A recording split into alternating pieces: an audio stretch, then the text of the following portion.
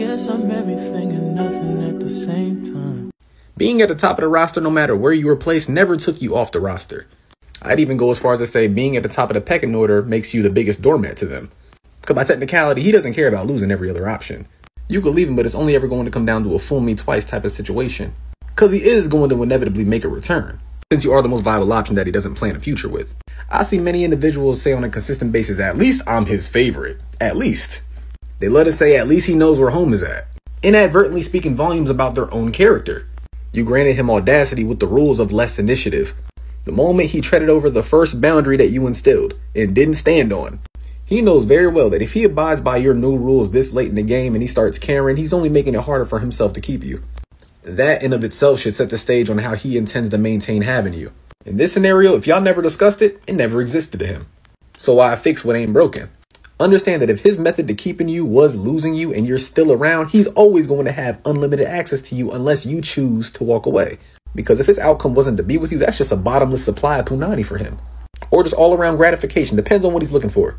And I oftentimes see people say, oh, he's being so difficult. No, to him, he's being very simple because he's displaying his actual character to you. This is how he organically is to you as an individual. So it doesn't take much effort to ignore somebody or neglect somebody of companionship. How he leads is usually how he proceeds. A man with a predetermined motive to not take you seriously isn't going to wake up one day and be like, I think I should start taking her seriously. His first initial thought is usually the opposite. Unless it's the very rare occasion of him acquiring all of his options and you're the last one standing. Which even in that case, it would be considered a red zone. But I don't need to tell you that. So of course he'll always know where home is at. You could be the fifth option at the bar and he'll know where home is.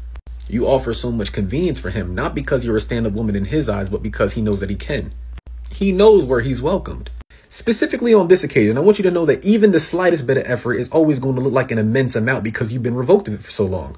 You've been revoked of it for so long from that specific person. So 20% of it may look like 80% to you if you're starving on an island, in the words of Eddie Murphy.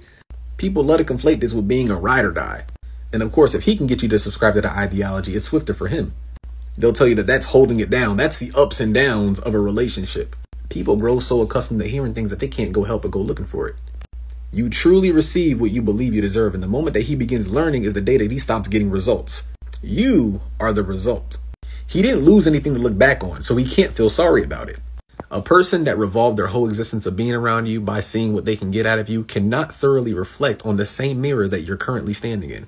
That's primarily why 3 to 5 months of y'all dating felt like a breeze to him, because you were the only one invested. 3 months will always feel like 6 if you put in 90% of the initiative.